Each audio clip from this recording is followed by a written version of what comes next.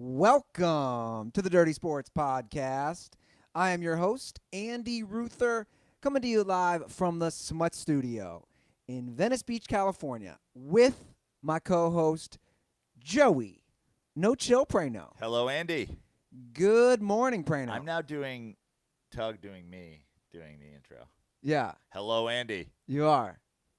You got a little raspy voice today. Yeah. I don't know what it is. I think maybe just slept the fan on too direct or something. Real? For real? I don't know. Was it the Hare Krishna festival? Honestly, Did you go out there for that? Honestly, and I don't want to dip into politics too early on this show. I know there's been a lot of complaints and critics that we do too much pop culture and Pop politics, culture. according to spin-off shows we gave birth to. But Shots fired. But I was in the Hare Krishna thing for like a second, and then I was like, somebody's going to shoot this up. I'm going to go in my apartment now. Yeah, so somebody's going to kill all these people. So they do a Hare Krishna. I now no longer go to places where more than 100 people are gathered. Yeah, seriously, man. A lot of people think that I'm just not a successful comic, but I actually I put a limit. I cap the number of people that are allowed to come to any of my comedy shows at 99 because I don't want to be anywhere. I didn't make it this year. I usually try to pop in. I feel like that used to be a thing, a bigger thing, the Hare Krishna thing. Well, what I loved is it was just like multi-layered protesting. Hare Krishnas, Christians protesting them, you know. Okay. Not protesting them, just out there being like, don't forget about our Lord and Savior Jesus Christ. And then some guy like in a Trump costume protesting the Christians. I was like, this is so meta. Yeah. The protest upon the protest upon the protest. Yeah. Well, I'm happy that we have Twerks back. I think we should get him on the mic. So Aaron's back today. His legit internship is finished. I jokingly say to him, be here at 10 a.m. with some claws tomorrow. This dude shows up with White Claw 10 a.m. Monday morning. There's no laws when you're drinking claws. Yeah. This is my probably actual start of my summer break now that my internship is over. So, yeah, I don't have to be in the office or anything like that. And when he told me that, I was like, I was taken aback a little bit at first. Then I was kind of like, I mean, I'm not down. So I picked up some claws, came over, and I was just like, yeah, let's do this. I'm ready. He's got his claw variety pack, and he's rocking his Derek Carr Raiders jersey. I love it. Have to. I mean, Hard Knocks starting tomorrow. I mean, I got to support him. Okay, here's a good question for you as a Raiders fan. You saw Antonio Brown's feet? I did, yeah, I did. If someone said to you, dude, you got to lick his foot for a guaranteed playoff spot, do you do it? Without a doubt, in a second. You do within a second. Dude, I'd break off a little piece of that dead skin, a little bit of sour cream and onion dip. Super Bowl tickets. Guaranteed Super Bowl spot, dude. Let's not forget, he drinks White Claws daily, so like the taste level. And also, he takes the cheese off of pizza. Yeah. He just eats the cheese and the toppings. Is dry toe skin keto? Actually, probably got good protein. Actually, when you peel off let's stop talking about this. I haven't had breakfast. I'll throw up bile. When you peel off Antonio Brown's foot, that's probably what it looks like when you peel the cheese off of a slice of pizza. Yeah, it looks. I'm sure it looks similar. Maybe as if I left that cheese out overnight. Oh. But I'd probably still eat that again in the morning, because I'm sure it's still good. I'm pretty risky when it comes to food. Talk sports. They only talk toe cheese now. We got a great show today, guys. Come check us out for the over-unders on how many times they talk about Antonio Brown's feet in the next episode. We have a lot of DirtBall calls today, so shout out to all the Dirtballs who left calls. We'll get to those, and we'll get to that later in the show. But this is that time of year where we're looking for random sports-related, non-sports-related calls, so we'll get to those. But we're talking Antonio Brown, so we might as well start off with a little – The Raiders. Oh, what are we starting off with? Well, I was going to say a little NFL news. Sure, let's do it. Tom Brady signed a contract extension. Tom Brady, who, if anybody doesn't know, just turned 42. 42. Yeah. They want you to know that he is 42. So he just turned 42. This weekend. He signed a 2-year extension. So he's got his 42-year-old season and his 43-year-old season. Is that correct? Correct. So his contract will pay him through 2021. Actually, that would be, I believe, then his 44-year-old season. He'll make $23 million this year, which only makes him the 6th highest paid quarterback in the league. And it's the classic Patriots move of they're extending his contract, but they're also saving Sure. $5.5 million on the cap. Yeah. They know exactly what they're doing with Brady in these contracts, and obviously he does it as Brady well knows, too. Yeah, Brady knows exactly what he's doing. Also, it's very much like a Bill Belichick is the GM. This is an organizational strategy. They put winning first. Yeah. For sure. Tom Brady's made plenty of money in his career. He's got plenty of advertisers, endorsements on the side. He also knows that the entirety of his legacy is tied to the Patriots winning. So when other quarterbacks, when Matt Stafford's like, hey, man, I don't have a fucking single playoff win to show for my career. I need as much money as possible. That's my legacy is going to be being rich.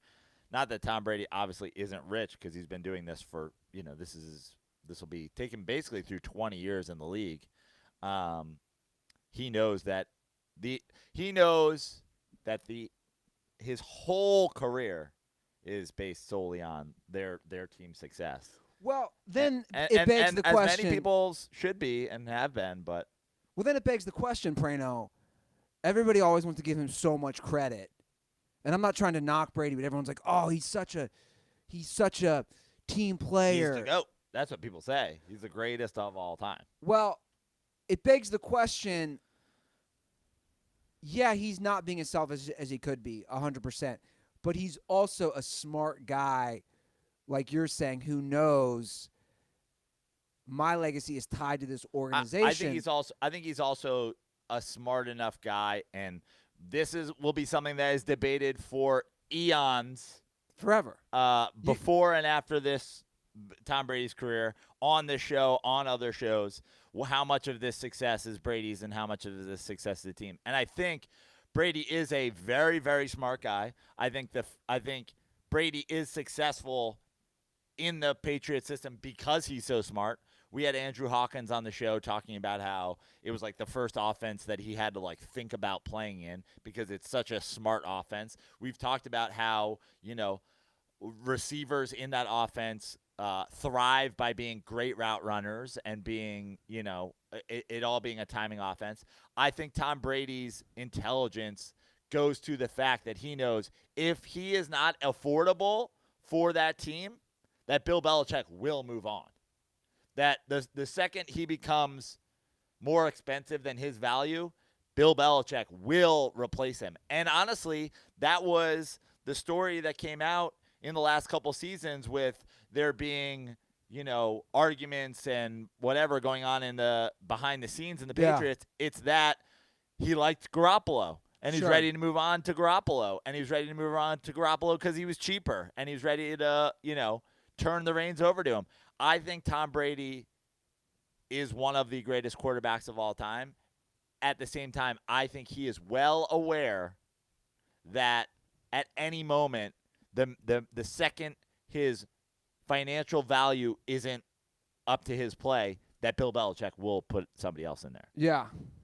Well, you sent me this tweet. We can throw on the headphones if you want real quick. That Chris Carter, you're talking about other shows, said this morning on dude, these show names are just too funny. Yeah. First Things First. Yeah. Is that what this show's called? First Things First? This is a Fox Sports 1 show. Is it called First Things First? Yeah, that he does with Nick Carter, who has is it Nick Carter? Or is that the guy from Backstreet Boys? Yeah, it's the guy from Backstreet Boys. Nick Wright. Nick Wright. Yeah. Although I would watch a show with Chris Carter and Nick Carter. Yeah. The Carter Square. Yeah. Carter and Carter. Wouldn't you like to watch that show? Yeah. Tom Brady, my fire. I think that's us talking pop culture. Yeah, it is. That's us. It's us. Backstreet Boys, My Way reference. Okay, so Chris Carter and Nick Wright, who has a new fabulous set of hair, by the way. Yeah. The big talk of Well, Twitter. he's a big LeBron James fan. Yeah. So he's doing the LeBron James where his hairline is moving forward. Yeah. The old Jeremy Piven LeBron James move. So this is what Chris Carter had to say about Tom Brady and the whole. This is Hall of Fame wide receiver Chris Carter. Yeah. This is not Nick Wright. I was gonna say, Backstreet Boys, Oh, My shit. Way reference. Okay, so that's us talking. Let me mute that. A lot going on here. Okay, here we go. This is Chris Carter discussing what he thinks about Tom Brady and his role in the Patriot system. Because I know. I had too many conversations with head coaches, and I know all the great quarterbacks that played the game. I know the effect and lack of effect that they have on the real roster and on winning. I know that it's slanted. You might want to give Brady, even if you're being generous, giving him 40% is giving him too much. Because what Belichick, the mentality, the do your job, that's not Tom Brady. Practicing in the cold, on unpleasant conditions. You think that's Tom Brady? No. It's such Belichick and what they do and how the front office operates. It's so much Belichick. To me, I'm going to say it's 70-30. Belichick with the 70, Brady with the 30. So Carter says 70-30, like success of the Patriots, Belichick to Brady. And if you go under that tweet, it's just Patriots fans losing their mind, which I think is always really funny to me because Bill Belichick is also a Patriot. You know what I mean? He's more of a Patriot. He's been there longer. Yeah, He's coached more games. It's like the reason that, you know, they're so ready to make it all Brady and not Belichick. It's like, why is that? I don't know. Why it's like, do Patriots fans? That's a great question. Patriots fans, why do you get so defensive when people want to give credit and say Bill to your Belichick coach is the greatest coach of all time and he is the reason? Because as a Giants fan, I want to give credit to Bill Belichick for what happened in '86 and what happened in '90. I want to give credit to Bill Parcells having Bill Belichick on his staff. No Giants fans are like, it was 50-50 Sims and Parcells. It's like, get AIDS. That's not like, what are you talking about? And the proof of it, and by the way, Bill Belichick, Giants defensive coordinator for those 2 Super Bowls, Bill Belichick from the Parcells system, we as Giants fans have much respect and much history with Bill Belichick. It is exactly proof of the Bill Belichick, Bill Parcells coaching system, the whole deal, that Phil Simms got hurt and Jeff Hostetler came in and game managed them to another Super Bowl with the same defense and the same coaching scheme. It's like, just because Brady and the Patriots haven't been put in that specific situation doesn't mean it wouldn't happen because, again, Matt Castle won 11 games and Brady came back and won 10 the next year. Drew Bledsoe took over for Brady in a playoff game. They won the game. Like this, we have seen it before.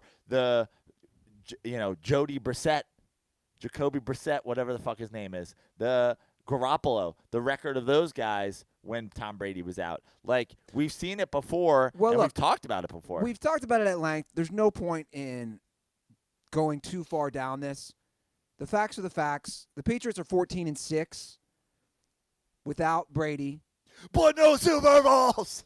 We'll never know. That's what I'll just leave it at that. We'll never know.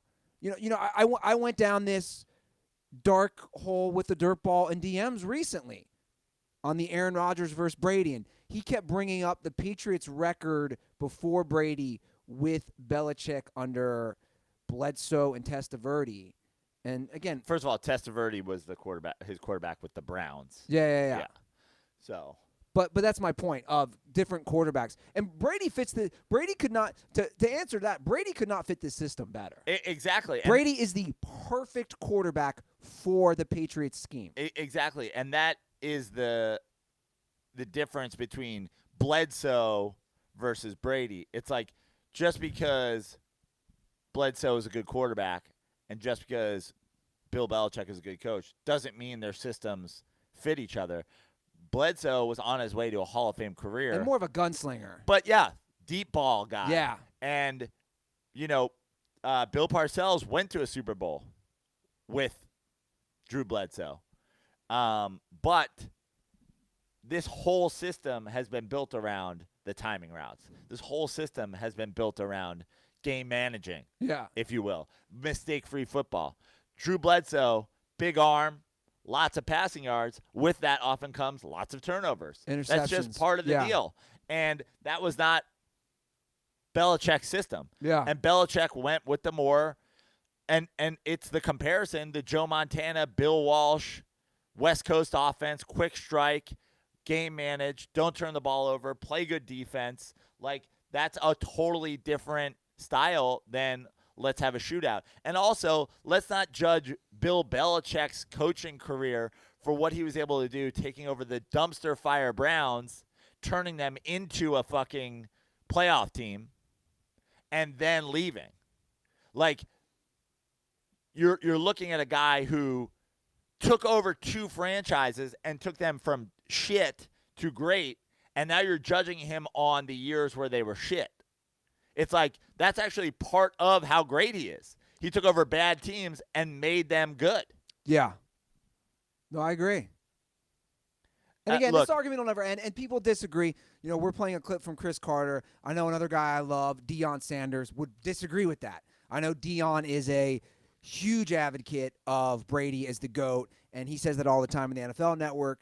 So we're just not going to always agree on this. Like you said, this argument will be happening forever. I've said before, there is no arguing with Brady as the GOAT in terms of a legacy, in terms of what he's been able to accomplish in the league. It's just a matter of where and when he was able to accomplish it, and the idea that could you replace somebody in that system and they have not the same amount of success, but similar success. Yeah. And then, of course, the question of replacing, filling in Matt Castle, that's one thing. Filling in Brissett, that's one thing. Filling in, Bledsoe in a playoff game, that's something. Whatever, Garoppolo.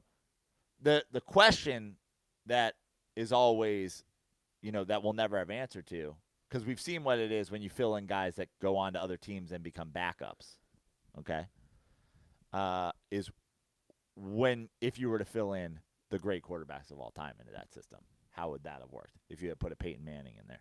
That's the ultimate question, and that's the question that we'll never have answers to. But when you talk what Chris Carter's doing, and that's why I agree with Chris Carter, I lean toward a 70-30. I lean toward a 75-25 because just look at Bill Belichick.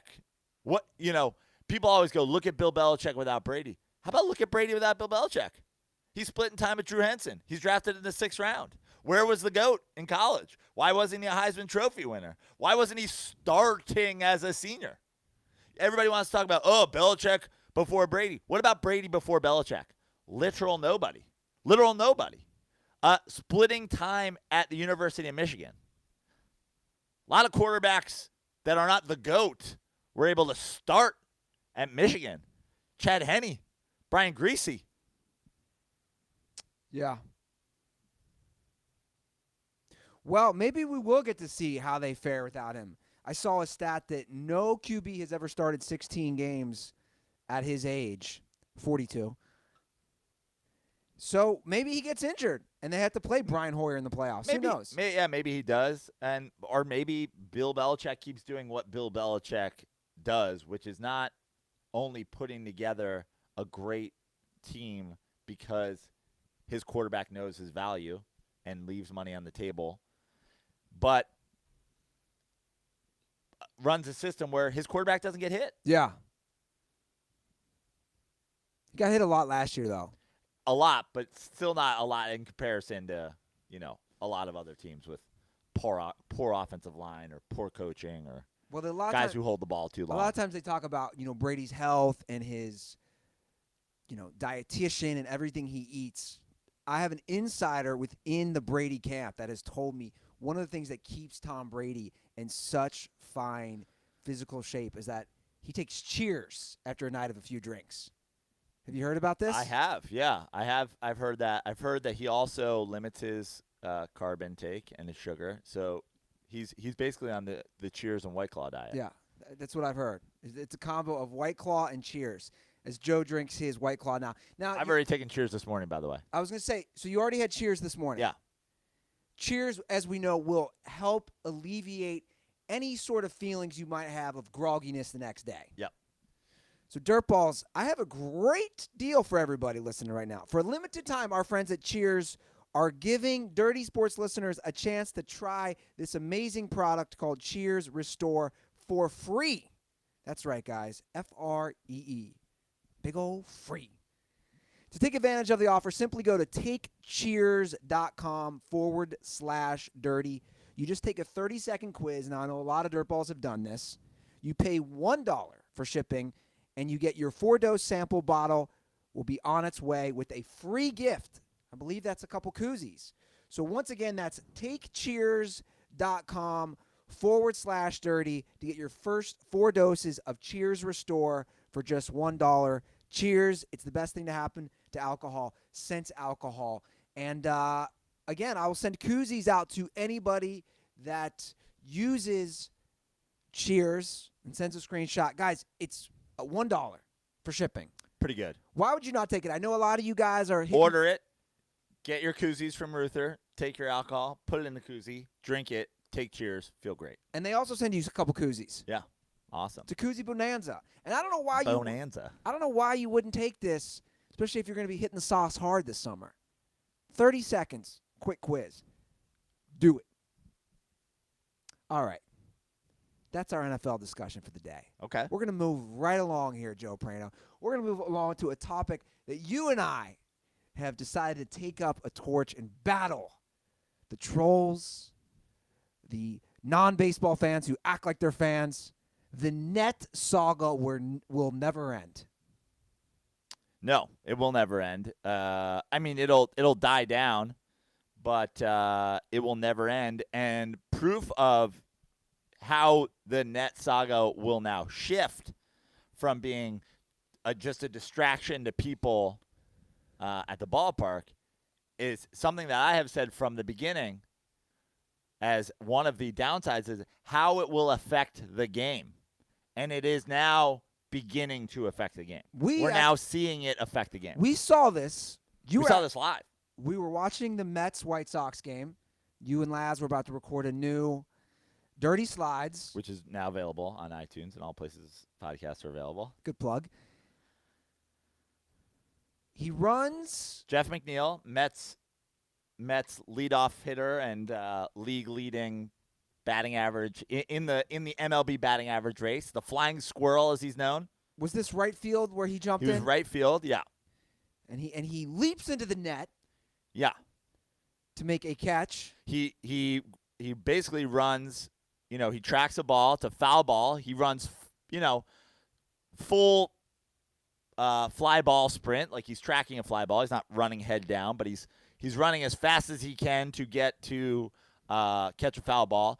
And what was incredible to me about the play as a Mets fan is that this is a smart baseball play because he is clearly, and Jeff McNeil, by the way, not the world's greatest athlete, but he's definitely a fucking smart baseball player. He's leading the league in hitting. He's always bunting. He's always fucking slapping the ball through a hole of the shift. He's a gamer. Yeah. This is a guy who has gotten by on having incredible ability, but also being a fucking smart dude who gets it. He hits without a bat with a bat that doesn't have a knob on it. He's a wild fucking story. This is something that he clearly thought about pre-game. He knows where the wall is. He knows that the net is there. He knows it's a low wall because you're not going to run full speed at a wall that's 6 feet tall. Let me put on the big screen. Yeah. This is the play. You're not going to run at a wall there that's 6 feet tall because you're not going to run full speed into a wall. You're not going to run. He's not going to do this in San Francisco or in Chicago where that wall is brick. He knows exactly the situation down the line, which is a low wall that he can jump over with a net above it that can break any sort of fall or dive, or in his case, flying squirrel twisting leap into the stands. At the time, it's a very tight game. The Mets are currently leading 1-0. Correct. Bottom of the fifth, and this is the play.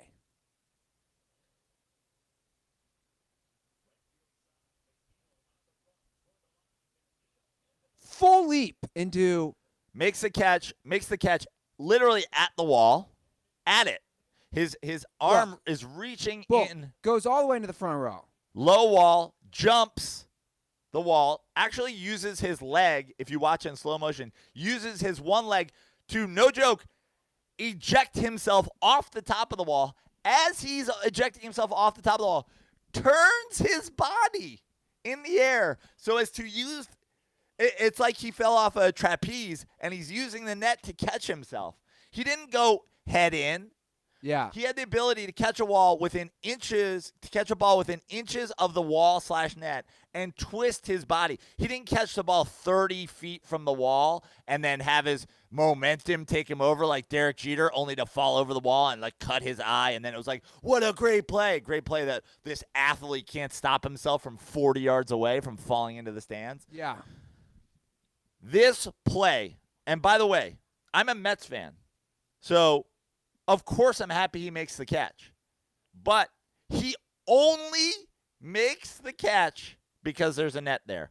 He only approaches the wall at that speed because there's a net there and a low wall. And he only makes so here's the thing. Jeff McNeil, as an outfielder, has to go that speed to catch that ball. He has to. If he slows up, he doesn't catch it. Does Andrew Jones catch it in his prime? Yeah, maybe he's standing under it. Does Ken Griffey Jr. catch it in his prime? Yeah, maybe he's sitting in a fucking, beach chair drinking a pina colada when that ball comes down. Jeff McNeil had to go at that speed to catch that ball. Okay? The only reason he catches that ball is because he never breaks his stride the entire run. And the reason he never breaks his stride is because there's a low wall, which he's not going to run dead into, and there's a net which he can eject himself off to and twist his body. As a Mets fan, I'm so glad that there's a low wall there and a net, and Jeff McNeil is one of the smartest baseball players I've ever seen and can put all these things together in full speed baseball time, and make this play. As a White Sox fan, I'm like, fuck this motherfucking net. There's no way he makes this. And the reason is, here's the argument. Well, couldn't he have just made that same play without a net? Yes, he could have. Of course he could have. He also would have had to take into consideration, as a smart baseball player, I'm going to jump a low wall at, 85% speed and go into the stands. I'm an all-star for this team and the league's leading hitter. Is that something that anybody wants me to do or is in the best interest of anybody? No. That's the equivalent of throwing the ball away when a pass rush is coming or fucking, doing it. He would never. And in fact, this is what I put out to a couple of our douche listeners that replied, show me a player in history that's ever done it. There's no video example of it in the history of televised baseball where a player goes full speed at a wall and then voluntarily dives into the stands. Dives. Ejects themselves. Jumps in the air. Now, you see the players go full speed and hit the wall and they fall over the wall. I've even seen a video clip that somebody sent me from that very stadium of Alex Gordon, again, a Gold Glove outfielder, not Jeff McNeil, going to that low wall, getting there and almost diving over because it's a short wall that hits him mid-leg. But in the history of the game of televised baseball, no one has gone full speed at the wall, met the wall, and ejected their body into the air so as to say, let's make this even more dangerous for me. I'm not going to let the wall slow me down by hitting me in the legs. I'm not going to let the wall slow me down by hitting my shoulder. I'm not going to twist into it. I'm not going to fall in. I'm not going to let the fans catch me. I'm going to leap like a basketball player leaps into the crowd to save a ball from going out of bounds. He made a conscious decision to actually increase his danger by diving in. Why did he do that? He did that because there was a net to catch him, and he's smart enough to know that. Jeff McNeil absolutely does not make that play without that net there. And here's the thing. I don't want him to. If that net's not there, I don't want him to make that play. Yes, 1-0 game. That ball goes foul. Does that guy get another opportunity? Does he maybe hit a home run? And then it's 1-1, and this is a totally different ball game. Yes, absolutely. But this isn't the playoffs. This isn't the World Series. This is a regular season 162 game. I don't want the league's leading hitter launching himself into the crowd for a foul ball in an August baseball game. Well, I guess then the bigger discussion that we're approaching is, and we haven't seen this until this play, is now not only are the nets a hindrance for fans, for kids to get autographs, to get balls, all that stuff we've covered, the nets now have created a new way to get people out that we've never seen in the history of baseball. My problem with the net isn't just the out. It's that the net is going to affect the play one way or the other. If that ball had been a high pop-up where Jeff McNeil or a more athletic outfielder was camped under it, and he catches it with the net 4 inches from his glove. Yeah. So let's say he's camped under it, and this is going to be the easiest play in the world. Yes, it's going to be in the stands, but it's only going to be in the stands by an inch, and I'll just lean over and catch it so casually. And it grazes that net, it's now a foul ball. So it's going to affect foul balls that would otherwise be caught, and in this situation, it's affecting foul balls that would never be caught by a player of Jeff McNeil's caliber and athletic ability unless that net was there, and that's the problem. Look, are there changes to the game throughout the years that affect this? Of course.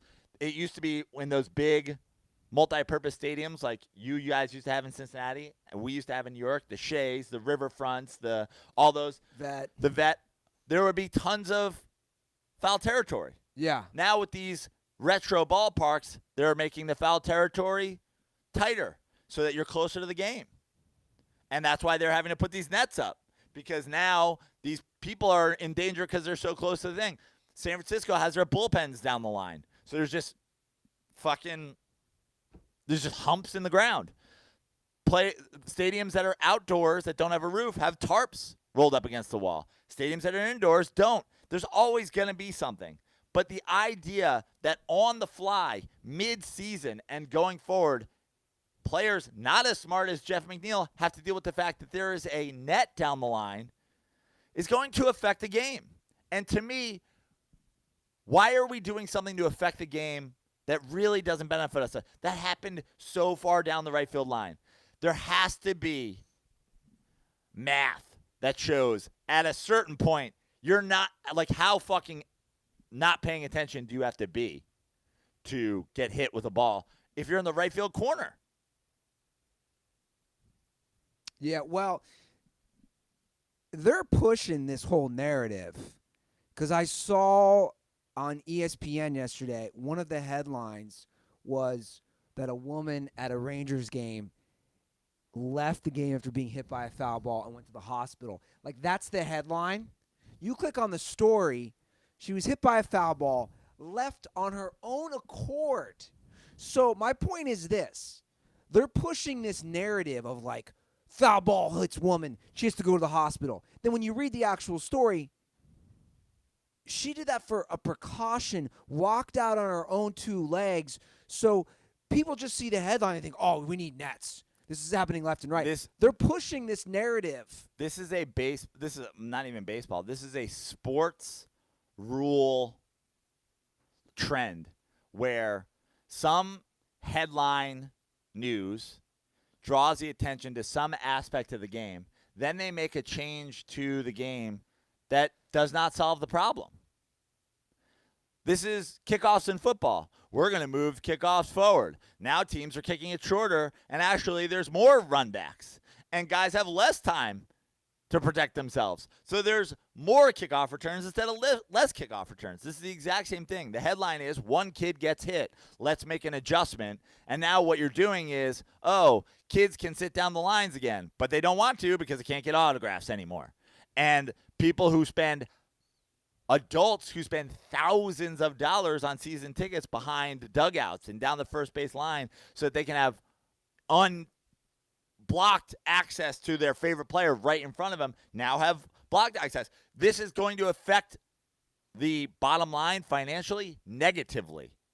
But they're making an adjustment because they think it'll affect the bottom line positively. They don't want people not sitting down the lines. No one was not sitting there. We weren't seeing empty seats because people were living in fear of foul balls. Yeah.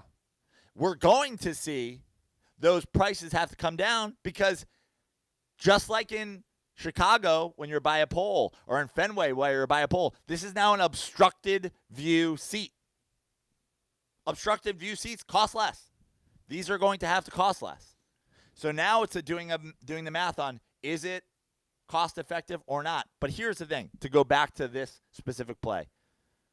This play 100% doesn't happen with the player who made it in the stadium he made it without that net there because he consciously makes a decision to go full speed, catch the ball, launch himself into the crowd, twist, and use it as a trapeze net. He fully did. And if you put Jeff McNeil and net into Twitter, every headline story from every major sports news outlet says, use his net, use his net, use his new net rule. He used the net. If you're arguing that this player makes this play without the net, you're a fucking idiot. You know nothing about baseball. Show me visual evidence of any other player in history of televised baseball consciously ejecting themselves into the stand. Don't show me Derek Jeter 15 steps away from the thing falling over the railing. Don't show me anybody falling over a railing. Don't show me anybody leaning over a railing. Don't show me anybody hitting a railing. Show me somebody getting to a railing, going full speed, using their leg to launch them higher and faster into the air, into the crowd. Show me it ever in the history of televised baseball, and I'll fucking send you a koozie or something. But there is no example because it's never happened before. It doesn't happen. It happens in basketball games courtside. It doesn't happen in baseball. Guys do not eject themselves into the stands because it will kill you. This segment brought to you by White Claw. I knew you were going to say that. Well, tickets will go down, guys, because of obstruction of, I wanted to say justice. Basically obstruction of justice. It's a legal term here. That Chicago White Sox player thinks that his justice was obstructed. And here's the other thing. Yes, that play was dope as shit. And we will have more highlight plays, just like leaning over a tarp is dope as shit. Just like the guy who falls on the San Francisco Giants bullpen mound and gets back up and still makes a play or catches the ball laying on his ass is a dope play. Doesn't mean there should be bullpens down the line. Get a fucking grip, San Francisco. Put those bullpens somewhere else. Yeah. Well, Dirtballs, we're headed to Amarillo. Dude, we leave next Friday. Just around the corner. If you guys want to join us, slide into my DMs. I got to put together a whole list for Nick Yardley. We need to know exactly how many Dirtball tickets we need for the Sod Poodles game, which is Saturday night, which is, what's the date on that? What is next Saturday? 17th? The 17th? All right, August 17th. And also, we will be headed to games in Arlington and also Houston, so Rangers and Astros. And we'll be getting those tickets on SeatGeek. I will open my SeatGeek app. I will see what the net situation is in those ballparks. Because SeatGeek can show you exactly your field and seat view. I refuse to sit behind the net. Yeah. I refuse. So we're not going to be sitting behind the nets. I'd rather sit in the second deck. Yeah, I agree. I'd rather sit in the outfield. Yeah. I refuse to sit behind the net. Your experience in San Francisco was very sour. Look, those are fucking amazing seats. Yeah. Okay? And honestly, sitting in the front row behind the net is one thing. Sitting in the second row behind the net totally other experience. But when I have the choice, I do not want to sit behind a net. Yeah. Well, guys, download the SeatGeek app. It's by far the fastest and easiest way to find tickets. And, again, we're going to use it for the Astros and Rangers game coming up in the next couple weeks. SeatGeek will even give you $10 off on your first SeatGeek purchase. All you need to do is use our promo code. So download the SeatGeek app today and use promo code DIRTY for $10 off on your first purchase. That's promo code DIRTY for $10 off on your first purchase. Okay, I don't want to continue talking about this. We're going to talk about it for a split second because I feel like we keep bringing it up. Fucking Carmelo did his whole, I don't even know what you want to call it, like his plea for a team last week on ESPN. And I just don't know what else there is to say about Carmelo. It's pretty simple, right? He can't accept being a role player. He can't accept coming off the bench. That's why no one has signed him. We've both agreed. Also, the game of basketball has passed him by thoroughly. He refuses to shoot spot-up threes. He refuses to play an inside-outside game where it's three or layup because, honestly, the mid-range game has been proven factually, mathematically, as the dumbest thing that you can do in basketball. I understand that Michael Jordan won a championship, multiple playing the mid-range game, that Kobe Bryant won multiple championships playing the mid-range game. That, to me, honestly, is part of the argument against those guys in my GOAT conversation, and also why the game of basketball today is greater than it's ever been, because statistically, mathematically, and honestly, from an excitement standpoint, it's better to go to the rack or take a three. Carmelo Anthony's entire game is fucking off the dribble in the mid-range, which is borderline insanity to ever take that shot. But it's like Melo even knows himself, because he went on First Take, not First Things First. First Take. First Take. Because he's going to talk to Stephen A. Smith. Which is Stephen A. Smith's show. He says, I feel like I can still play. I know I can still play. My peers know I can still play. It's like he knows. Then listen to this next quote. I don't think it's about basketball anymore. I think it's about me as a person willing to accept certain roles on basketball teams. Ding, ding, ding. No shit. But it doesn't seem like you've been able to do that, dude. Again, I'm going to say it is both of those things, because it 100% is about him accepting a certain role in terms of how much he plays, does he start, does he not start. But it's also about basketball. He has not changed his game to fit the way the league has changed since he came into it. So it's not just about his attitude, and it's not just about his minutes, and it's not just about accepting its role. His role also from a basketball standpoint has never changed.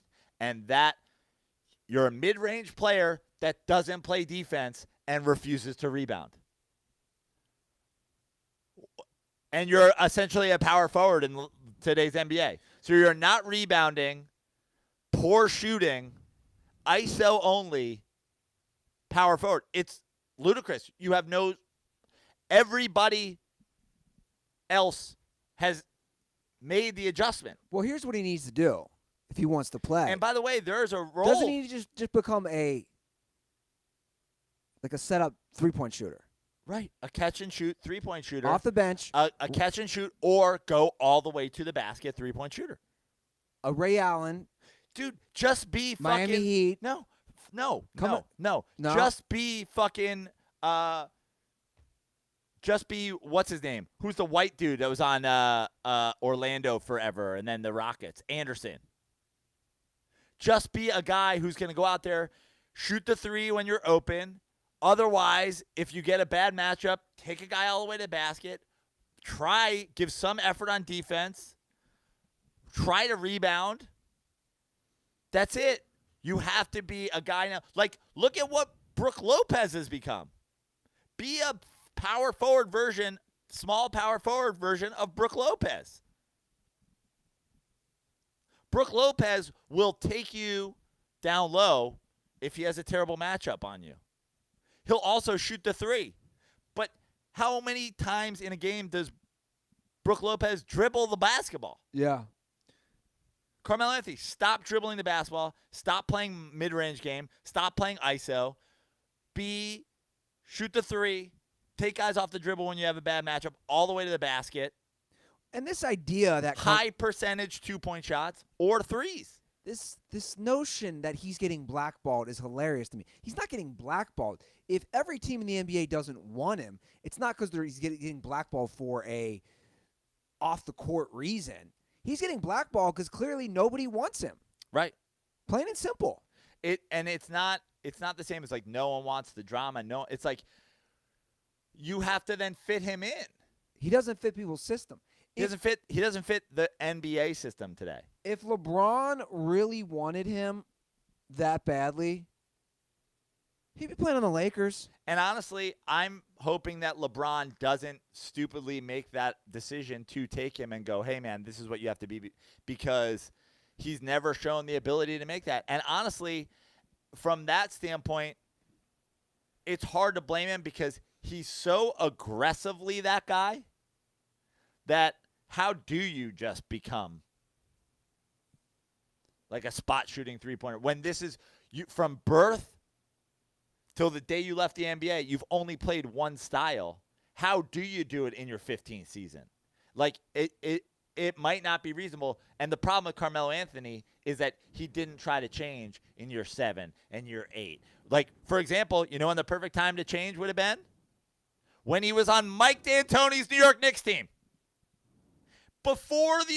He was on the team that was doing it before the entire NBA caught up. He was in the locker room where the current NBA model was being birthed, and he couldn't do it. Birthed, I believe, is the technical term. What do you guys think about this? This article came out from CBS Sports just 3 hours ago and is ranking all 30 teams for where Anthony fits best. And I'll read you guys 1 through 5.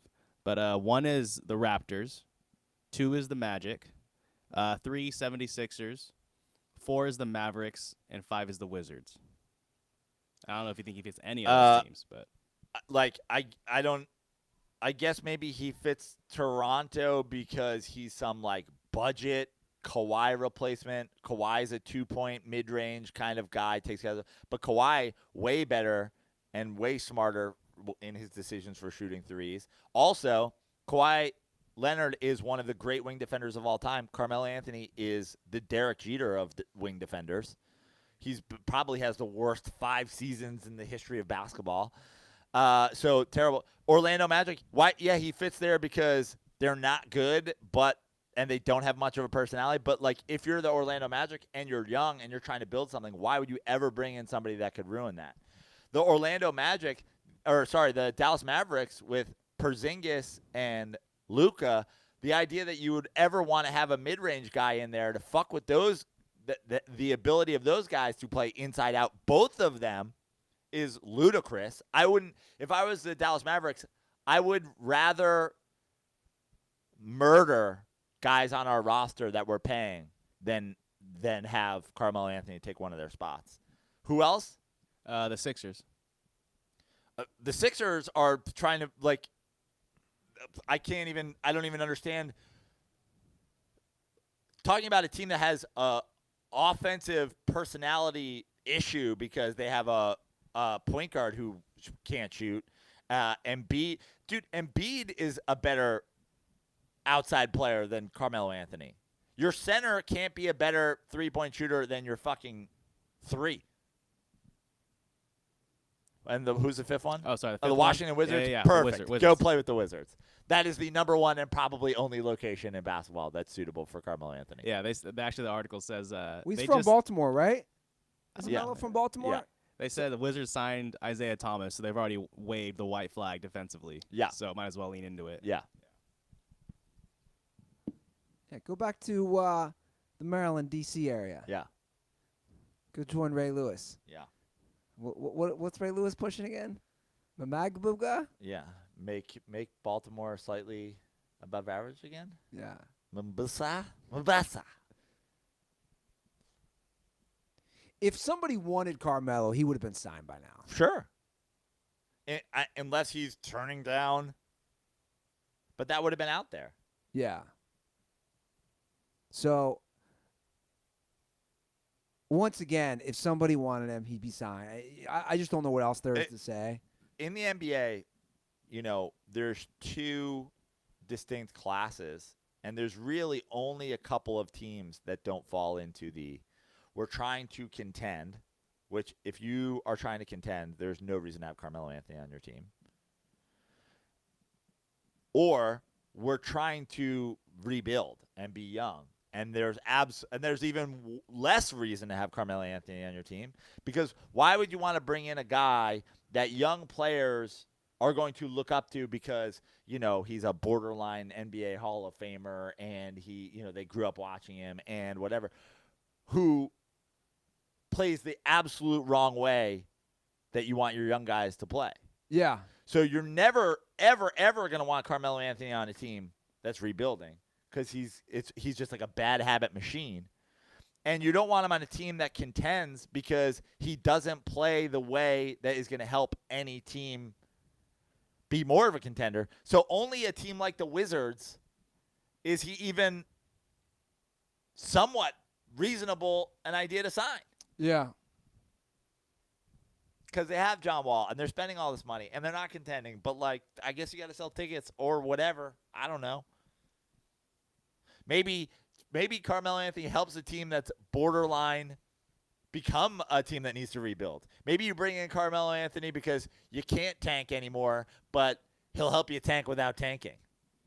Turn the team over to Carmelo Anthony. Let's get the number 1 overall pick. Does this all go back to his Stop Snitching video? Remember the Stop Snitching video? Yeah. Yeah. When was that made? Who knows? 15 years ago? So fucking deleted scenes from The Wire. Him and Bodie on a fucking couch. Stop Snitching. What was that? Like a DVD that was just out in the hood? Yeah. And he made a cameo on it? Back when he had his cornrows? Yep. Stop snitching. We got lots of calls, man. Great. I put the call for call. Pull a call out for calls. So send out the dirtball signal. This is what I want to. Before we get to the calls, are we gonna play all these? We have 10+ calls. Calls I see are still coming in. Well, what? How far into the show are we? We're only about an hour into the show. Almost an hour into the show. I don't know. Let's go. Let's go until we don't. Let's go until we can't go no more. All right. Let's throw on the headphones. We're gonna do an extended. We also I know we'll have Hard Knocks to talk next episode, which I know you love doing full Hard Knocks reviews. I love Hard Knocks. But I was thinking, it's not like we're not going to be struggling for material until September 5th when the NFL kicks off or whatever. What if we did? I guess that'd be too hard, right? Because then we couldn't pay attention enough. If we did a live YouTube during a Hard Knocks. Yeah, hard because you can't listen. Yeah. Whereas the games, we don't really have to hear what they're saying. We could do an immediate, in real time Hard Knocks wrap up show. Ooh. I feel like Aaron should host that, considering he's got his Derek Carr jersey on. Yo, fool. Can we just have intern Aaron do Hard Knocks wrap ups? You guys both being low-key Raiders, high-key Raiders fan, low-key Raiders fans. What are you talking about? You're a total low-key Raiders fan. I'm a Derek Carr fan, and I'm kind of a Gruden fan. I used to root for the Raiders back in the day because they had my boy Rocket Ishmael back in the and my boy Tim Brown. But I don't know if I'm a low-key Raiders fan.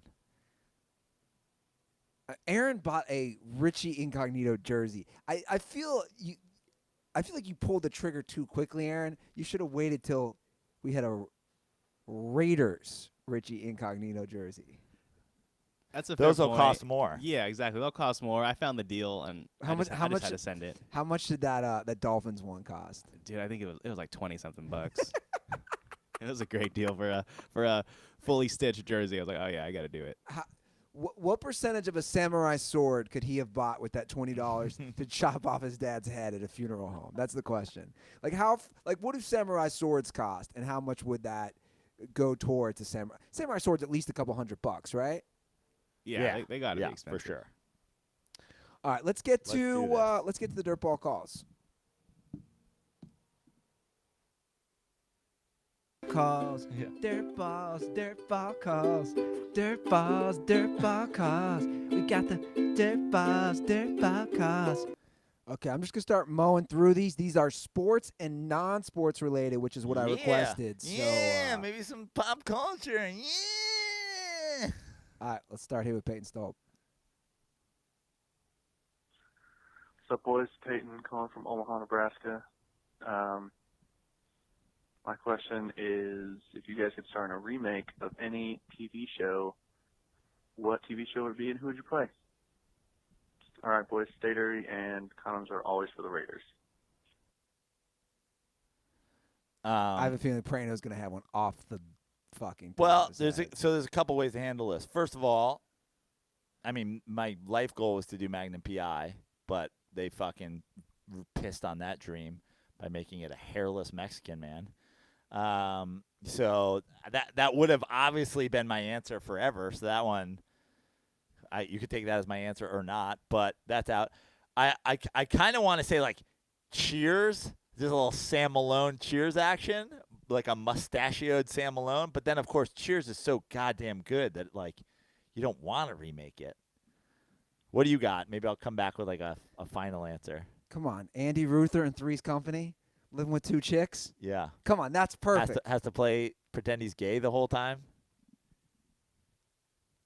Oh, you're gonna play Jack? I thought you were gonna be Mr. Furley. I'm playing Jack, you asshole. That's why I'm giving you that look. Come on, me living with two girls? This is perfect. Yeah, I could be Larry coming down from upstairs. I think it'd be a good role for me. Aaron? Only one that comes to mind that I can think of that I grew up on is Fresh Prince of Bel-Air. Okay. No idea who I'd play in that, but You play Jeffrey. I was just saying I Jeffrey. could be Jeffrey. I'd be okay with that. the intern. Yeah, or just one of the kids on the basketball team that Jeffrey.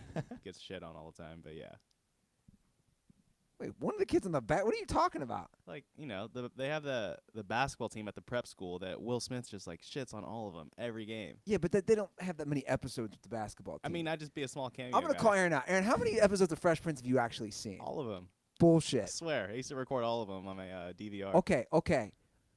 Start naming some good cameos of people that are on the show, Oh, I don't know. comedian-wise. I don't think I realized at the time if they were comedians. Brandon, do you know some of them? The comedians that were on Fresh Prince? Yeah. No, I have no idea. Do you remember DL Hughley on? No, I don't remember. You don't him. remember DL? I know, and I watched a lot of Fresh Prince, but I probably just didn't remember him, after the fact. He was like young. Yeah, I believe that. I don't know if it was more than one episode or a couple episodes. Okay. By the way, I got my answer. I got my answer. I think this is actually a great modern day remake. What?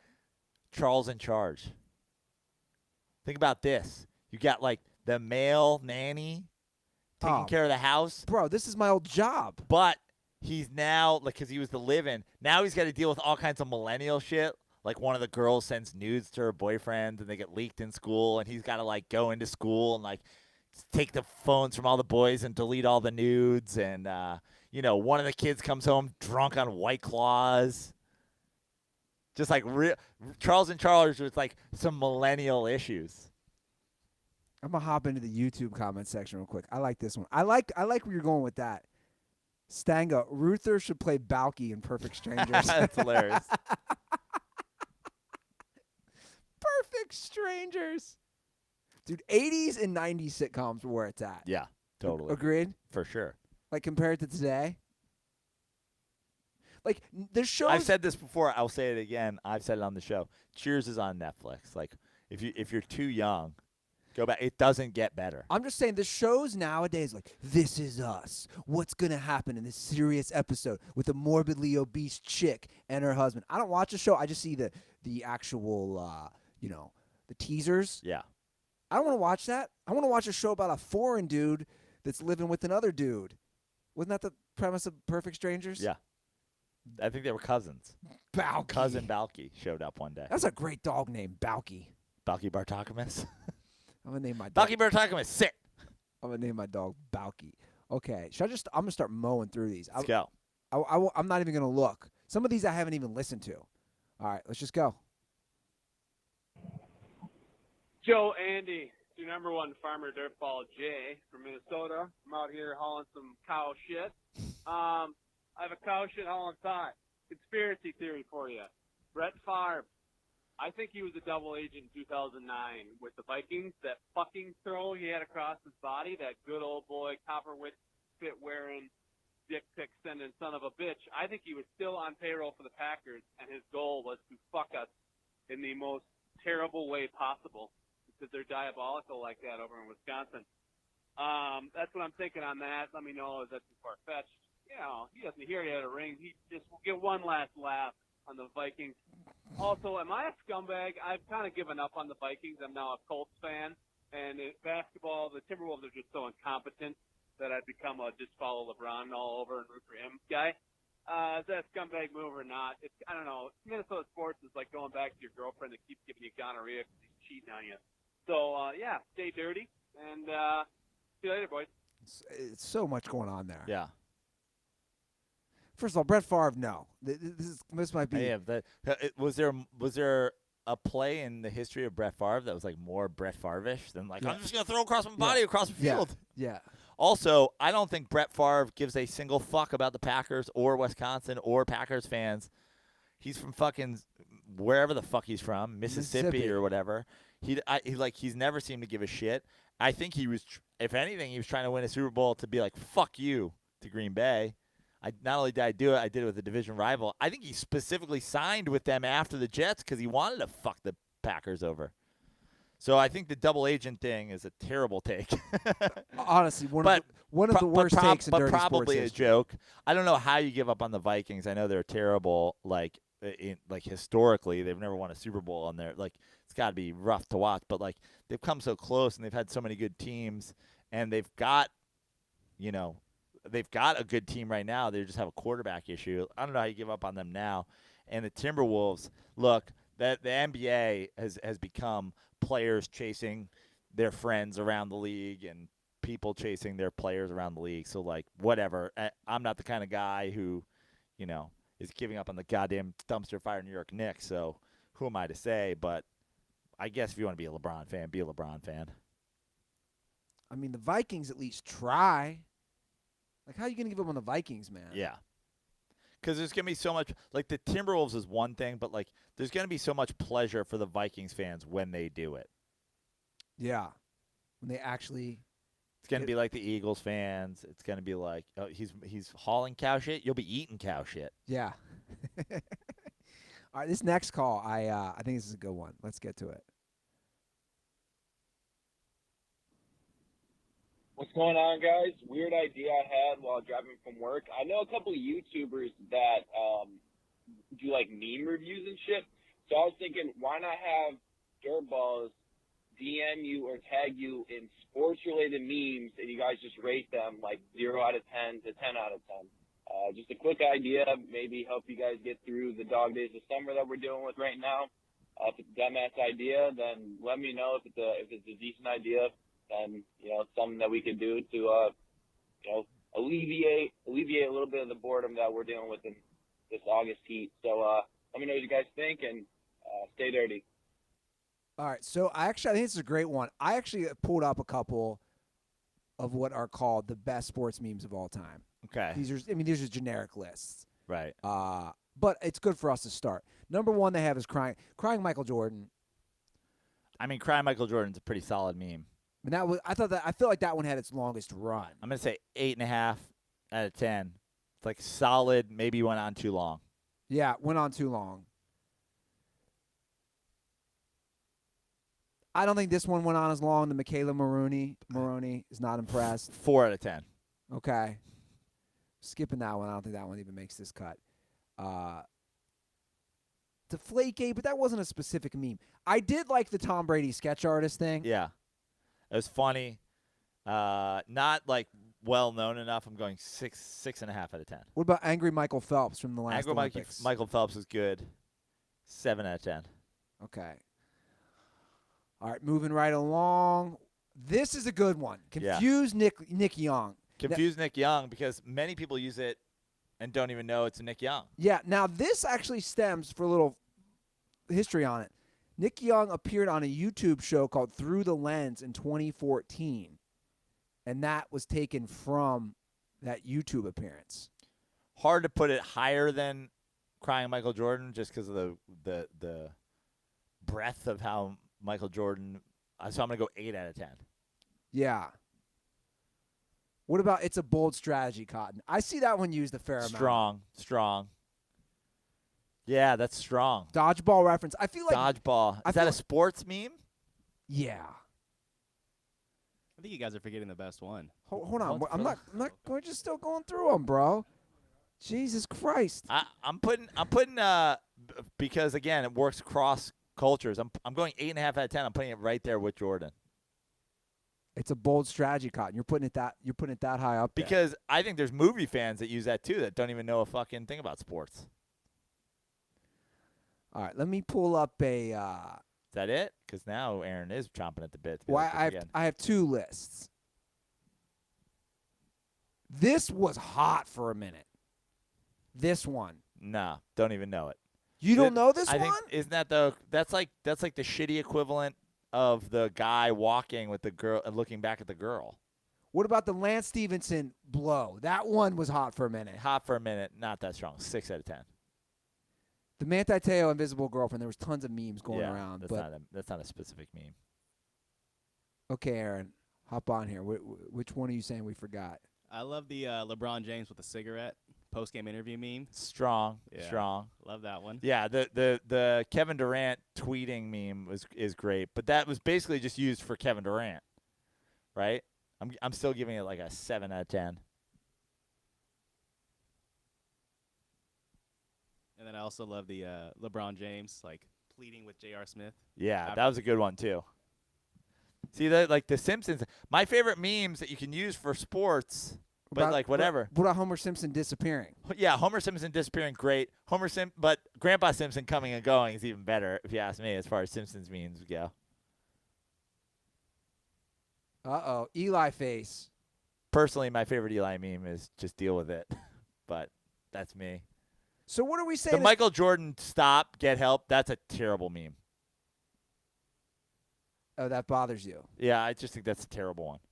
So what are we saying is the best one? I mean, Crying Jordan is like just how strong it was, but I feel like we are forgetting some. So send us your sports memes. We'll rate them. Also, make sure you add Twerks with Wolves on there at DS Interns because I'd like the Twerks rating. What about Bart Scott? Can't wait. Bart Scott can't wait. Strong. I feel like we're almost solely responsible for that becoming a meme. I use it all the time. You're welcome, everybody. I use it all the time. You to real MVP is strong. That's a strong Kevin Durant one. Oh, that's a good one. I use crying you to real MVP pretty much anytime anybody helps me with anything on the like. The amount of times I bet you I've sent CT you to real MVP 200 times. Literally every time I rent the car, you to real MVP. Yeah. I can see that. That's a good one. All right. Oh, but you know what I think it might be the GOAT sports meme? What's that? Alonzo Mourning. The fucking sad except like the shaking his head no and then but yeah, kind of. That might be the GOAT sports meme for me. It's not above Crying Jordan. But it's so effective. He's like, no. But yeah. So good. So strong. And the subtlety of it too. I think I'm a big fan of the video memes, I think, more than just the straight-up picture ones. Like, when he said that, it makes you think of the Tim Duncan, where he just throws a little rock hands real quick for like a second where he's just sitting on the bench. Yeah, it's all about the gifts, right? Basically, that's what I'm talking about. I'm talking about gifts here. Yeah. What I'm saying well, Crying Jordan wasn't a gif. True. Gifts, it's a new, the new thing. I mean, we had the crying flute girl. We had the crying Northwestern kid. Yeah. Those guys all tried to take Jordan's title from like the crying situation, but yeah. I think personally I might be My gold medalist might be Alonzo Mourning. That thing is so strong. Also, Vince Carter, it's over. Very strong. The Nick Young one is up there for me. Yeah. Also the Brick Lopez clapping his hands over and over again. I walking mean, through the that's court. not universal, though, dude. We're talking all time. That's nowhere near the list of a Jordan or a Nick Always Young. it's just like any suggestion comes from the intern booth. Ruth is like, Yeah, but all time. this is the White Claw Yeah, memes. I wasn't- What is I wrong wasn't- with you? I wasn't saying all time. I was thinking of newer ones that are making their rounds, kind of getting there. I mean, Who's done that? By the way, who's done that since that game happened, though, is my By point. the way, the LeBron one where he's looking up that you can use below terrible tweets is a legendary one too. He's like, "What is going on up there?" That's also a great one. The Brick Lopez one I saw the other day. It was when I'm in church and the pastor my mom when I'm in church and the pastor starts talking about kids who behave badly or something like that. You know, and of course. Who are you following on Twitter for that type of tweet? It wasn't one that I followed. It was just like it got retweeted by so many people that it popped up. I was like, oh, that's kind of funny. All right, we're down this rabbit hole. Let's get to a new call.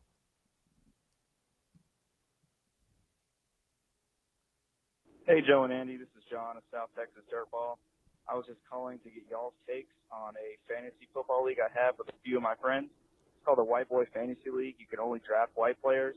The roster positions are 3 quarterbacks, 2 wide receivers, 1 running back, 1 tight end, 1 flex, 2 kickers, and 1 defensive player. So on a scale of 1 to 10, how racist would you say this league is? And could you ever see it catching on? And so I hope y'all enjoy y'all time at Minute Maid, and I'm going to be in L.A. on the 24th. So hopefully one of y'all have a show. Stay dirty. Bye. I think it's hilarious. Spoiler: the guy who drafts Christian McCaffrey wins the league every year. I think it's medium racist, and I think in Trump's America, exactly 28% of the population uses this as their fantasy league. Only white players. So you're good on quarterbacks. Then after that, you basically have to draft somebody who plays wide receiver on the Patriots. There's a couple white wide receivers, but there's one white running back who gets touches. Yeah. One. Christian McCaffrey. That's it. Yeah. They're all tossing around the same girl now, too. Have you noticed this? What? So all the white skilled guys. So Danny Amendola breaks up with that model Olivia Culpo. Is it Culpo? And I thought she was a wide receiver for the Rams. So he breaks up with her, and then McCaffrey starts going at her on Instagram, and now they're a couple. So, like, the white skilled guys are just passing around the same supermodels. So did you just use your example that all the white skilled players are passing around the same girls, and you used one example of 2 players who shared a girlfriend? Yeah. They're all doing it. Strong evidence, right? I think it's funny. Maybe a little racist. I mean, yeah, it's as I said, it's medium racist. It's the medium pizzas of racist. Yeah. Oh, this is a good one. I was thinking. But like, you could do other versions of this, like only hyphenated names or something, only mixed race players. You could do only black players, but that's just called fantasy football. Yeah. We have a few more calls to get to. Prano, before we do that, I want you to feel how soft these new chill boys. Feel how soft they are with my hands? Yeah. I'm feeling them right now with my balls, private parts, because I already know how soft these bamboo chill boys are. The reason they're called chill boys, I assume, is because the bamboo is so breathable that it keeps your boys chill. We just got a couple new pairs in the mail from our friends at Chill Boys. Guys, 95% bamboo. That's why these things are so soft. That bamboo feels absolutely amazing on your nether regions, like Joe was saying. And we have a great deal currently going on with Chill Boys. You can use discount code DIRTY20. That's DIRTY 20 at chillboys.com to save you 20% on your first order. That's DIRTY20 to save 20%. Just go to Chill Boys. That's CHILL boys.com. And even better than that, we're doing a free giveaway with our friends at Chill Boys. All you need to do is follow them and us on Instagram. The winner will be selected in about 7 days. They will be giving away 2 pairs of Chill Boy boxers. All you need to do is follow at Chill Boys on Instagram and tag any 2 friends for any Chill Boys Instagram post. Also follow us at The Dirty Sports. Just tag 2 friends for the chance to win 2 amazing, soft, free pair of Chill Boys underwear. And also, again, you can go to chillboys.com and drop promo code DIRTY20 to get 20% off that first order. And if you don't have 2 friends to tag at Joe Prano and at Andy Ruther and at Aaron Majadas. Yeah, it's really simple, guys. Okay, this is a good call. I think you're going to like Okay. right now. What's going on, guys? This is Kyle in Panama City Beach. You wanted some off-the-wall questions? So what is your death row meal? P.S. Joe, I just got orders to Atsugi, Japan. If you're ever in the area and want to go wave sliding, hit me up. You got a place to stay. Fuck yeah. Thanks for the invite, Kyle. I guess only Joe can go wave sliding. I'm out here surviving stingray stings, motherfuckers. Went back in the water the next day like a boss. Just saying. What's your death row meal? I think I know my death row meal. You go, because I don't know. All right. I'm going to start with an appetizer. Big sushi guy. You know me. My favorite thing, tuna. Just like a couple tuna hand rolls just to whet my appetite. Just some fresh tuna hand rolls. That's my appetizer. Then I'm going with a very specific and fantastic Italian pasta dish that I used to get at a place called Piatto d'Oro in Harlem, which was buttery, spicy spaghetti with lobster on top. Like a full lobster on top. Nice. So lobster, buttery, spicy spaghetti. Fucking the best meal I've ever had. No doubt about it. Piatto d'Oro, fantastic. Secret spot in Harlem if you're ever in New York. And then just going to follow it up, surf and turf. I'm going to have a fucking steak.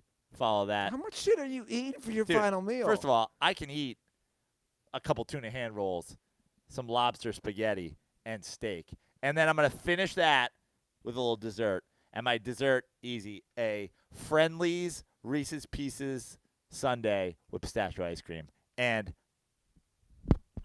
You're going Friendlies. yeah. Interesting. Okay, here's what I'm doing. I want just explosive diarrhea going everywhere when I'm dead. Right? So like this is my thought They process. say you shit yourself. Yeah, that's what I'm saying. So my thought process is I don't just want me to shit myself. If I'm going out leaving a mark. Andy Ruther going with one final Taco Bell joke on his deathbed. His whole career was a Taco Bell joke. He will go with one final Taco Bell I have joke. literally never said a Taco Bell joke on stage, ever. Have I tweeted a bunch of Taco Bell jokes? Yes. I have never said a Taco Bell joke on stage. So Everybody start retweeting. Everybody put Taco Bell and at Andy Ruther into Twitter and just start retweeting random Taco Bell jokes from back in the day. I've tweeted a lot of Taco Bell jokes. I've never said one on stage. Anyway, I wasn't going to go there, but you've added that. Haven't you done a Taco Bell joke? Don't you do a Taco Bell joke when you're sitting on the toilet and you're swiping on Tinder? You're like, Nope. taking a fucking Taco Bell shit. Nope. That's not the joke. I do not have any Taco Bell jokes. Here's what I'm eating. I want my shit to just stink up that entire area of everybody who's got to deal with my dead, fried corpse. So we're talking White Castle. We're talking Skyline Chili. We're talking Taco Bell. Of course, we're going to get some sweets in there, too. I want the stuff that's going to just explode. I want that. I want it spraying down my dead legs. Just that squirts of disgusting, smelly shit. That way those guards, when they have to pick up my dead body, have to deal with that. Not only a disgusting dead body, but a rancid smell coming off my flesh. Because I'm going out. Are we giving Twerks a little? Twerks is chomping the bit. Yeah. I think he's going White Castle and White Claws and fucking white truffle cake. I actually don't like White Castle at all. Of course you don't. I was so You have the worst taste of anybody I've ever met. I was for the record. I had White Castle once, and I was so underwhelmed by it. I was like, this is not at all what I expected. It tastes like frozen hamburgers. Well, it is. That were frozen just reheated hamburgers. up real quick. And I That's was like, what it is. Where'd you have it at? when I was in Chicago a while back. And I was just like, this is ass, honestly. You know, I want to get to this. You say your I mean, thing. it's not good, but it's Yeah. fucking, you know, Yeah. it's a guilty pleasure. Yeah. Okay, I have my meal though. I definitely start So off strong with Pizza with no cheese. as an appetizer. No, keto's going out the window for this one. I'm going with nachos, just like your appetizer nachos from a place, like with some steak and chicken, just that full thing. Love nachos. My meal, I think I'm gonna have to go with a ribeye as the protein, and probably like some like sweet potato fries with like a spicy aioli. Love that. And for dessert, Aioli, huh? Yeah. Fucking aioli. and dessert, honestly, I don't know. I'm not a big dessert guy, but yeah, maybe some kind of like a You a pie guy? yeah. I love cake pie. Guy? I'd go with pie. Yeah, there Yeah, you go. there you go. Come on. Like, what is your guilty pleasure? Your palate. I think you might have one of the worst palates of anybody I've ever met. Between the White Claw and the scraping cheese. But off he's of pizza. he's basically disregarding his palate though for the sake of health. That's yeah, there is a lot of situations where I do that. because this shit is Yeah, but I don't. very like definitely has a very sugar-free taste. Yeah, and Which I hate. I'm used to that now. Yeah, I see, think my palate's fine. I mean, I like a lot of different things. I appreciate different things, but I also make a lot of sacrifices. So, but I mean, But here's my take. You want me Yeah. to be honest about all this shit? yeah. If you're gonna go all in and get a fucking 6-pack. Don't I'm kind of like my thing is this on when it comes to this stuff. Like, if you want to go all in and put yourself through not eating pizza correctly, why half-ass it? It's kind of like the analogy I use. If I bring back a girl who I don't, let's say in the past, a regrettable decision, I'm not just gonna have sex with her once. I'm gonna get my money's worth, and even though I'm repulsed by her, we'll have sex with her multiple times.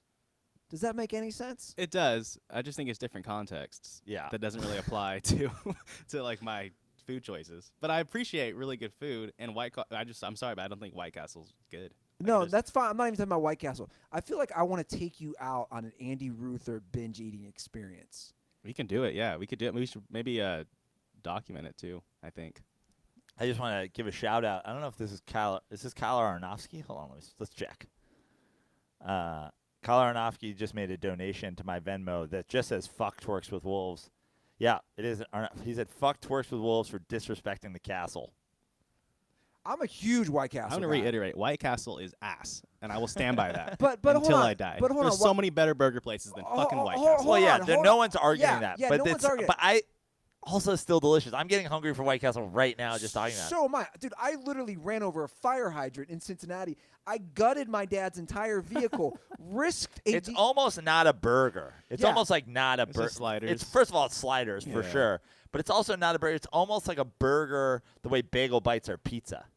You know what I mean? That's a good like I'm not point. like Okay. fuck bagel bites, Yeah. worst pizza I ever had. Yeah. Like motherfucker, you're not having pizza. You're having bagel bites. That's a fair point. Like, my goal for this podcast, you talk about ultimate. By the way, I might get just a little foursome of bagel bites in there with my with my Bagel tuna bites- hand bagel roll bites are with so my tuna good. hand roll fucking appetizer. shout out to the original. Bagel bites Dirt- are Dirt- so good. I knew this question would stem so much discussion.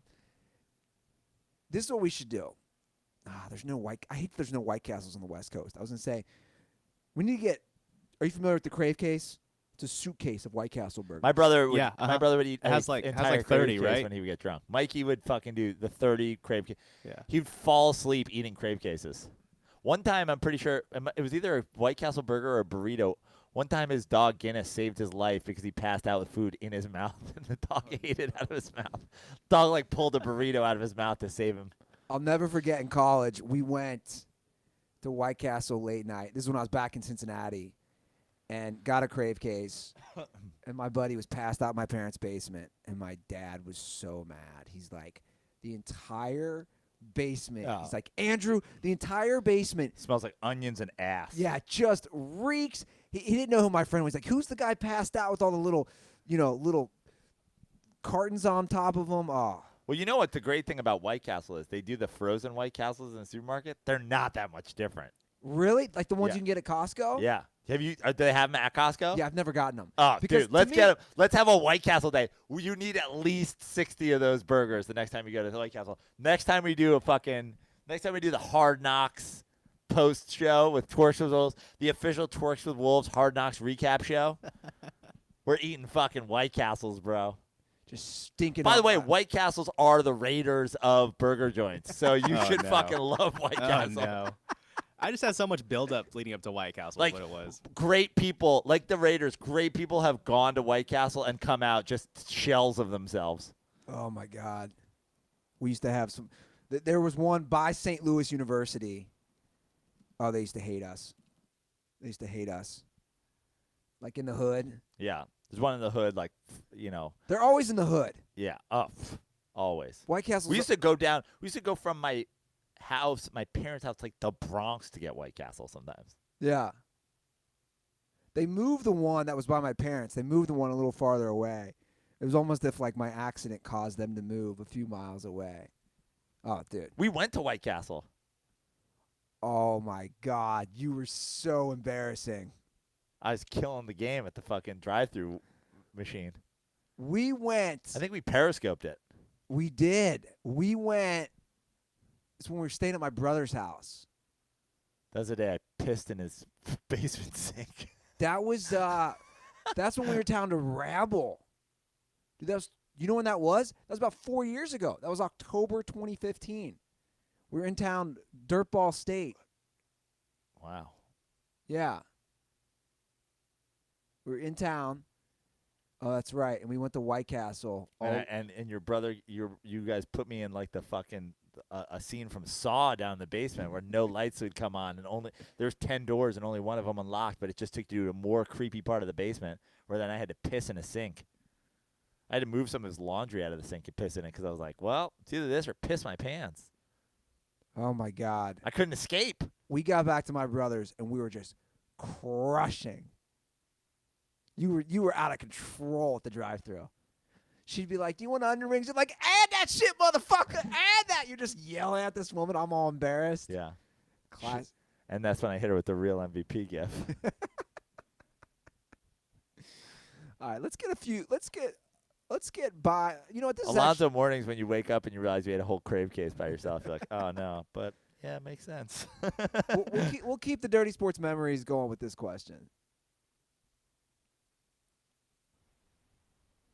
Hello, Andy and Joe. It's Stank here, long-time caller, first-time listener.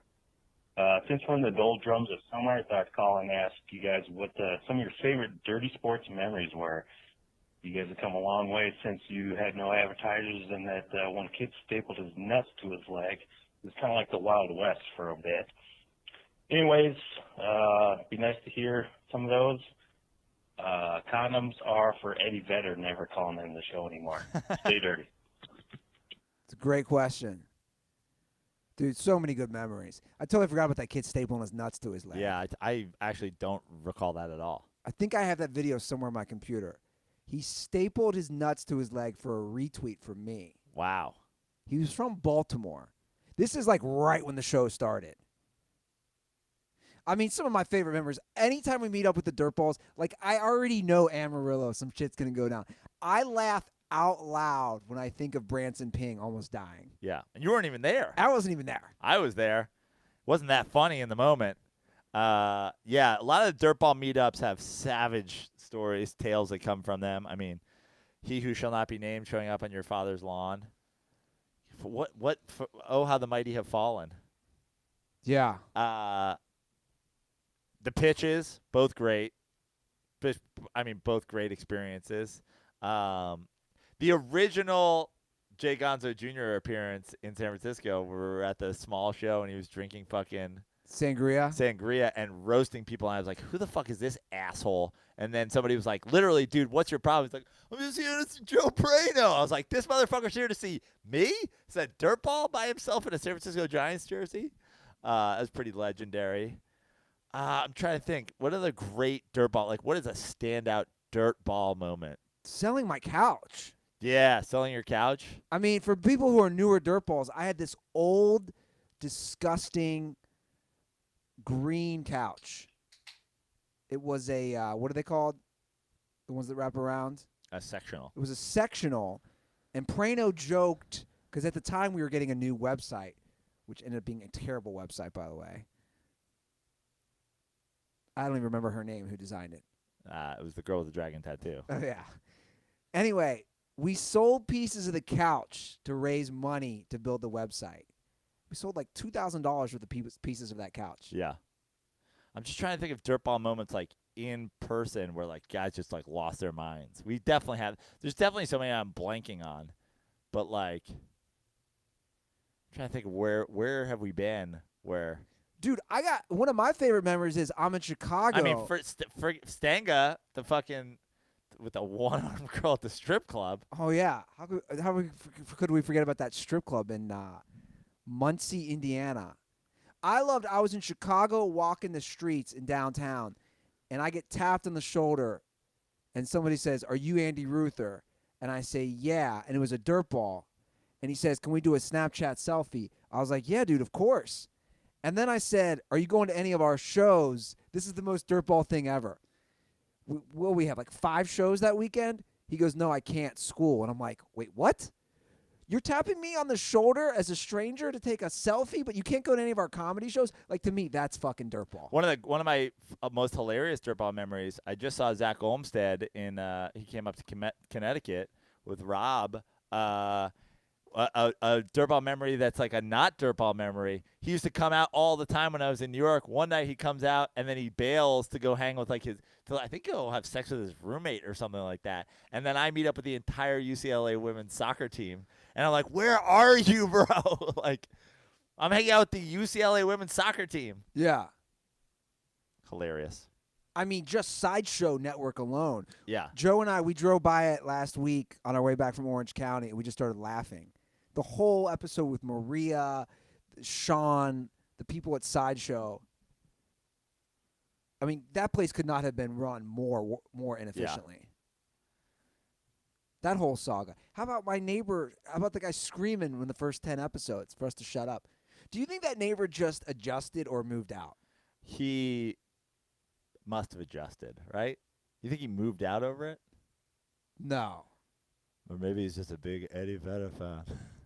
Maybe he just likes when Eddie Vedder calls the show. Say, Andy Ruther, Joe Prano. We do need some more Eddie Vedder. The show's had many incarnations. If you've had the pre-denting days and the post-denting days, almost like the pre-9/11 days and the post-Bush did 9/11 days. Because George Bush did 9/11. Never forget that. It's hard living in Chicago, being a Cubs fan when the Cubs are winning and George Bush is destroying buildings. It's like, what's better, the pre-9/11 days before Bush took down those Twin Towers or the post ones when the Cubs won the World Series? Hard to say. This next song, by the way, is called Elderly Woman Behind the Counter in a Small Town.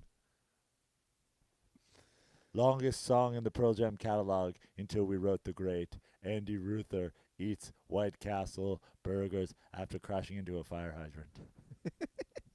That song's also about 9/11. Just thought that'd be a funny title.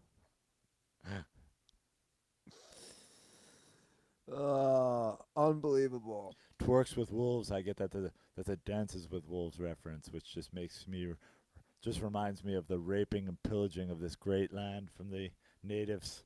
I call them natives. I don't call them Indians because they're not Indian. Do we want to do any more calls? We good to wrap Let's it do up. one more. One more call. Yeah. Let's do an encore. Okay. You haven't played Even Flow yet. All right, let me pick from this list. White Castle. Onions arrive like butterflies.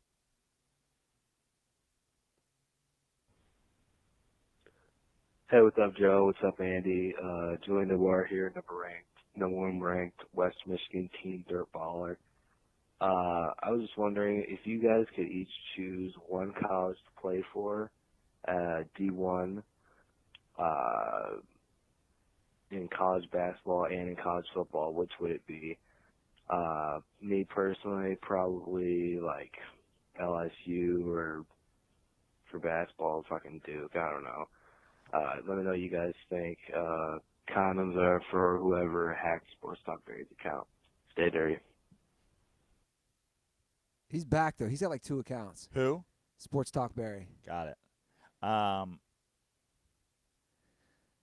D1 college football, D1 college basketball. I think, okay, I've said this before. Now, I'm getting specific on era. Now, if I could play in any era of college football, it's the U under Jimmy Johnson. Now, granted, I'm, going back in time. I'm turning this into a whole, like, Back to the Future scenario. If I could play for anybody, it'd be Jimmy Johnson under the U. I mean, you do anything you want. You got 2 live crew. You're in Florida. I mean, cocaine is everywhere. I almost feel like the U has got to be up there just generally.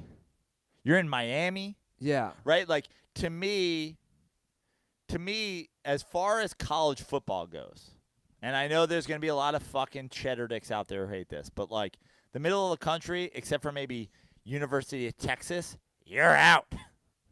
Like, I'm going SEC, Miami, or something in the Pac-12. But what's the difference between – see, this is where I would disagree. What's the difference between playing college football in Columbus versus Tuscaloosa? Well, first of all, Alabama's not going to be on my list, but I'm saying, like – because you said SEC, though. Yeah, but I'm saying SEC, like here's the schools that I'm willing to play for if I could choose. I'm, like, playing for Georgia or Ole Miss or LSU. Dude, Ole Miss is the middle of nowhere. Yeah, but it's fucking hot chicks, a good scene, the hedges. Bro, I'm going Miami, Florida, I've been to Oxford. Austin, Texas. There's nothing there. Pac-12. Like, honestly, probably my answer is probably SC. I was going to say SC. Hot chicks, good tradition, play in the Coliseum. That might be my answer. Honestly, UCLA, it's not too bad playing in the Rose Bowl either. Miami's got to be up there. It's just too bad Miami doesn't have their own fucking, like, dope-ass stadium.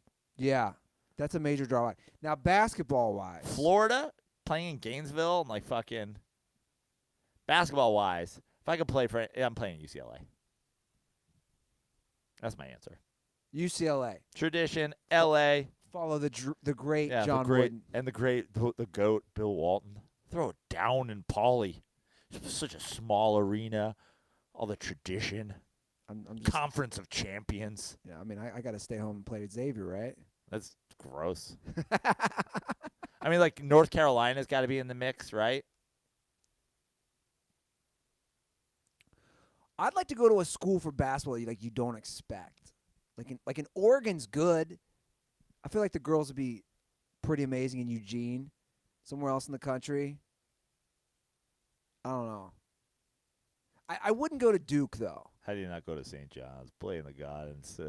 It's some mecca basketball. What are you going to play in a – look, Cameron, nice field house there, nice place. This is the mecca. Basketball fans everywhere, every day, twice a day, get on their hands and knees, and they pray. They pray. In what direction? Well, depends what direction the Madison Square Garden is from you. If you're in the United States, you face east, and you pray to the garden. If you're in Europe, you face west, you pray to the garden. Come on, it's a mecca. Get down on your hands and knees and play. Pray. Pray there and play there. Chris Mullen on why people should play for St. John's, the team he has just left. I think, though, UCLA. I'm going UCLA basketball. It just doesn't have what it used to have. Dude, I think it'd be fun to play for a school like Oregon. I don't know. Oregon seems like a cool place to play football for sure. You got all those fucking uniforms. You get to play in that. You get to play in that stadium where, like, Prefontaine ran and shit. Yeah, I know. Twerk's just chomping at the bit to hop. He's like Fresno. I thought about saying Fresno, but no, my honest answer would be USC for football, especially when you brought up eras. I think USC under Pete Carroll would have been a blast. Basketball, I mean, I'm not a big college basketball guy. I definitely think UCLA is pretty cool and got everything going for it. Kentucky? You want to play in Kentucky? Kentucky would be cool. Kansas? I don't actually know. Never mind. I don't even know why I said Kansas. I would never want to live there. Yeah, no, I think I'm gonna go USC, UCLA. I mean, you can't go wrong in this area. I mean, I thought about Kentucky. But, Lexington is the middle of nowhere. Although, does it really matter? Like, if you want that football vibe, like, I understand, like, going SEC. Like, I could play Georgia. Dope uniforms. Green grass. Beautiful fucking.